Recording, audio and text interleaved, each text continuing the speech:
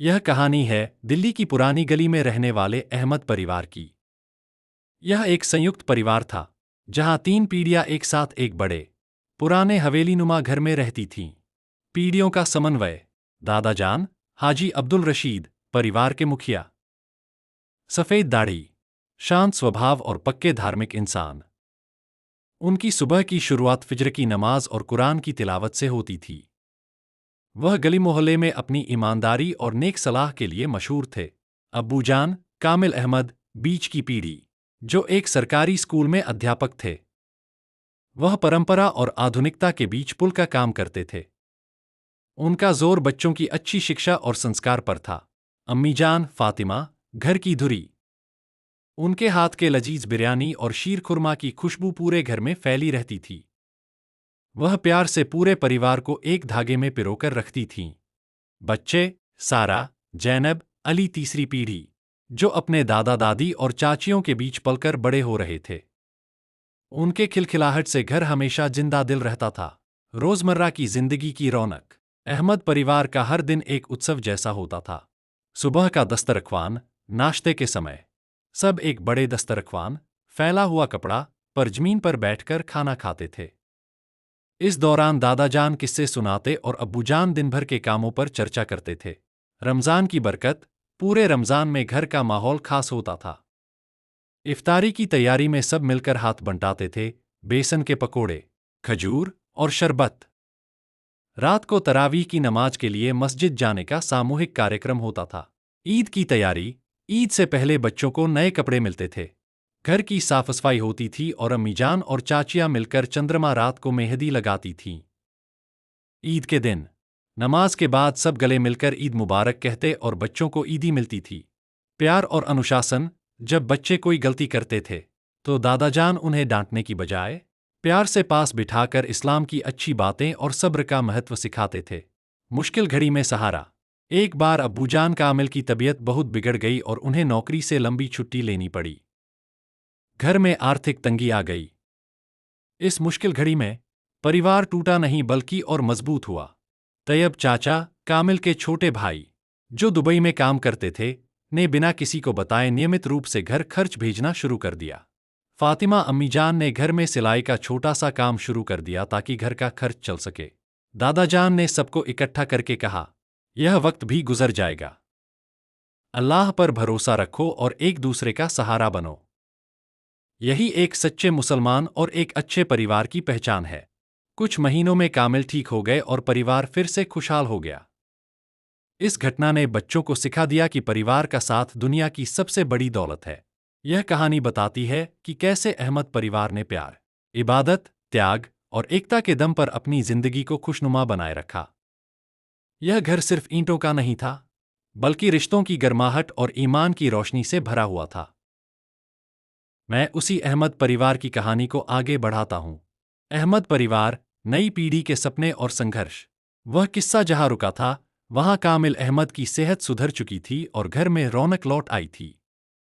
अब कहानी घूमती है बच्चों, यानी तीसरी पीढ़ी के इर्द गिर्द। सारा का हौसला।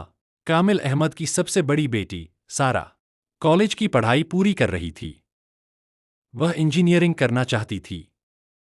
पुरानी दिल्ली की गली में, जहां लड़कियों को जल्द शादी के लिए तैयार किया जाता था, सारा का यह सपना थोड़ा मुश्किल था। जब सारा ने अब्बूजान कामिल और दादाजान अब्दुल रशीद को अपने सपने के बारे में बताया, तो परिवार में थोड़ी खामोशी छा गई। दादी जान, बेटी, इतनी दूर शहर जाकर अकेली कैसे रहेगी? हमारे खानदान की लड़कियां घर की जीनत होती हैं। कामिल अब्बूजान, सोच में डूबे हुए, पढ़ाई अच्छी बात है, पर इंजीनियरिंग बहुत मुश्किल है, सारा। लेकिन सारा ने हार नहीं मानी। उसने दादाजान से बात की। सारा ने कहा, दादाजान, आप हमेशा कहते हैं कि नेक नियत और मेहनत से किया गया काम इबादत से कम नहीं होता। मैं इंजीनियर बनकर सिर्फ अपना नहीं, इस पूरे परिवार का नाम रोशन करना चाहती हूं। मैं हमेशा आपकी इज्जत और मर्यादा का ख्याल रखूंगी। हाजी अब्दुल रशीद ने अपनी पोती की आंखों में वह चमक देखी जो उन्होंने कभी अपने बेटे में देखी थी। उन्होंने एक गहरी सांस ली और बोले, ठीक है, बिस्मिल्लाह करो। मगर याद रखना, तुम हमारे घर की इज्जत हो। तुम्हारा हौसला ही हमारी ताकत है। इस फैसले ने गली मोहल्ले में मिसाल कायम कर दी। सारा अपने सपने को पूरा करने के लिए हॉस्टल गई, जहां वह परिवार के मूल्यों और संस्कारों को साथ लेकर चली। अली की जिम्मेदारी। सारा से छोटा अली कॉलेज में था। अली को पढ़ाई से ज्यादा शौक पुराने फर्नीचर की कारीगरी का था, जो दादा जान अब्दुल रशीद का पुश्तैनी काम था। कामिल अब्बूजान चाहते थे कि अली सरकारी नौकरी करे, मगर अली का दिल अपनी विरासत में था। एक शाम अली ने देखा कि दादाजान अपनी पुरानी दुकान पर बैठे लकड़ी के काम को बस निहार रहे हैं। दुकान अब बंद होने के कगार पर थी, क्योंकि नई पीढ़ी इस काम को छोड़ रही थी। अली ने दादाजान के पैर छुए और कहा, दादाजान, मैं आपकी विरासत को जिंदा रखूंगा। मुझे फर्नीचर वाला अली कहलाने में फ़ख्र होगा। मैं इस काम को नई तकनीक और डिजाइन के साथ आगे बढ़ाऊंगा। दादाजान की आंखें नम हो गईं। उन्होंने अली के सिर पर हाथ फेरा और दुआ दी, जाओ बेटा, अल्लाह तुम्हें बरकत दे। हुनर से बड़ा कोई कारोबार नहीं। अली ने दादाजान की पुरानी दुकान को एक नया रूप दिया, जहां उसने न केवल पारंपरिक डिजाइन को बचाया बल्कि आधुनिक कारीगरी भी जोड़ी। उसने अपनी कला को इतना बेहतरीन बनाया कि लोग दूर दूर से उसके दस्तकारी के काम की तारीफ करने आते थे। त्योहारों का संगम। जब सारा छुट्टी पर घर आती थी और अली अपनी दुकान से फ्री होता था, तो घर में फिर से वही रौनक लौट आती थी। ईद या बकराईद पर पूरा परिवार एक साथ मस्जिद जाता और शाम को रिश्तेदारों से घर भर जाता। सारा अपनी पढ़ाई के किस्से सुनाती और अली अपनी नई डिजाइनों के बारे में बताता। अम्मीजान फातिमा और दादीजान यह देखकर खुश होते कि उनके बच्चे आधुनिक दुनिया में रहते हुए भी अपनी जड़ों और रिश्तों को नहीं भूले हैं। सारा की किताबें और अली के औजार भले ही अलग थे, लेकिन दोनों का आधार एक ही था, दादाजान की दुआएं और परिवार की एकता की ताकत। यह परिवार आज भी पुरानी दिल्ली की उस गली में है, जहां यह साबित करता है कि परिवार का साथ ही वह सबसे बड़ा दीन है जो हर सपने को पूरा करने की ताकत देता है।